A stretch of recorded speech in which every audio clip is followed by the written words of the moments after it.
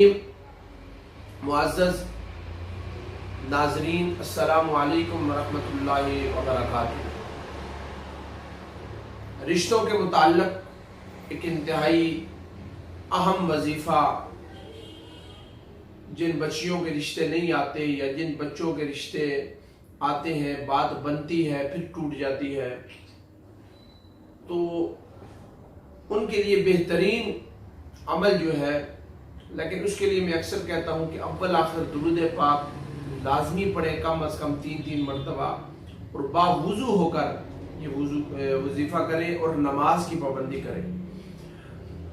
जिस तरह डॉक्टर आपको कोई भी दवाई दे तो वो आपको परहेज़ बताता है कि फ़लाँ चीज़ से आपने अपने आप को बचाना है। जिस तरह शुगर का, ज़ियाबतीस का मरीज़ हो तो उसको मीठे से बचाकर इंसुलिन या जितने भी मेडिसिन वगैरह डॉक्टर लिख कर देता है तो उससे उसका बचना ज़रूरी है। अगर वो नहीं बचेगा तो फिर दवाई ज़ूद असर नहीं होती। इसी तरह वज़ाइफ जो होते हैं इनमें शिफा होती है यकीनन, क्योंकि कुरान में शिफा फीही शिफा व रहमतुल लिल मुमिनीन, कुरान खुद कह रहा है कि इसमें शिफा है और मोमिनों के लिए रहमत है।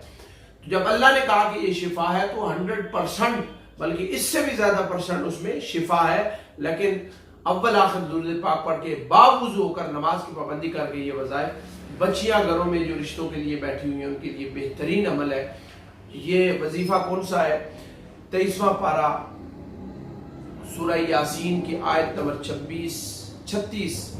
सुब्हानल्लज़ी खलक़ल अज़वाज कुल्लहा मिम्मा तुंबितुल अर्दु व मिन अनफुसिहिम व मिम्मा ला यालमून। ये सूरह यासीन की आयत नंबर 36 है। इसको इशा के बाद रोजाना 41 मरतबा आपने पढ़ना है, जब तक के रिश्ता कोई आ ना जाए। और ये इंतहाई ज़ूद असर वजीफ़ा है, जो रिश्तों की तलाश के लिए है उनके लिए बेहतरीन है। बच्चियां पढ़ें, उनकी माएँ पढ़ें, घर में बाप पढ़े, और जो है ना वो बच्चियां खुद भी पढ़ें। इंशाअल्लाह अज़ीज़ अल्लाह ताला अच्छा रिश्ता अता फरमाएगा। जज़ाकल्लाह।